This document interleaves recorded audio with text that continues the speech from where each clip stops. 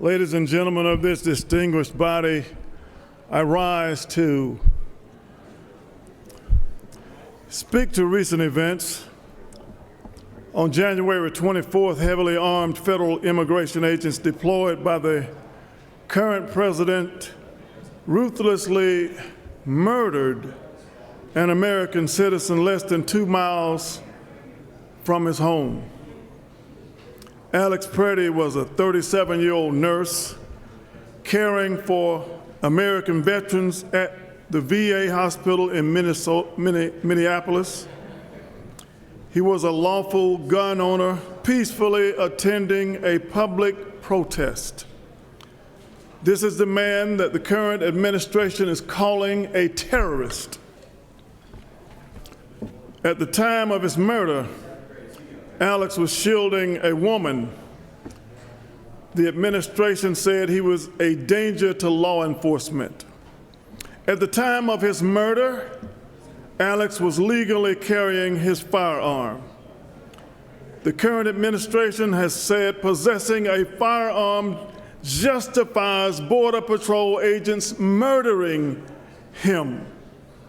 At the time of his murder, Alex was voicing his displeasure to violent overreach he believed his government was engaged in, like so many Americans before him have. Even the National Rifle Association spoke loudly this weekend, saying that current administration officials had to stop calling the victims a terrorist simply because he lawfully possessed a firearm. For years, we heard that the good guy with a gun stops the bad guy with a gun. We can't have it both ways, my colleagues.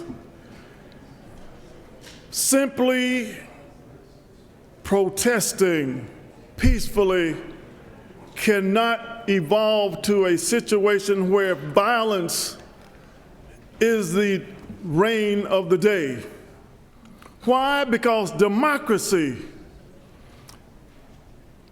is the resolution of our differences in a nonviolent fashion. The First Amendment is so important for this reason. It is the alternative to the bullet. It is alternative to countries where they are violently overthrowing the government because there are people that don't have a voice that is being heard. Democracy is so important because of the right to vote, the right to peacefully protest. Why? Because violence is the language of the unheard.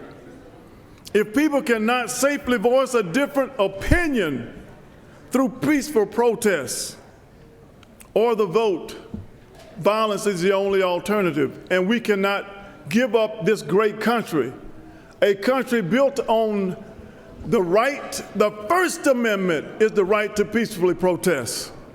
And the Second Amendment protects the First Amendment. But we have turned it upside down. We cannot have it both ways.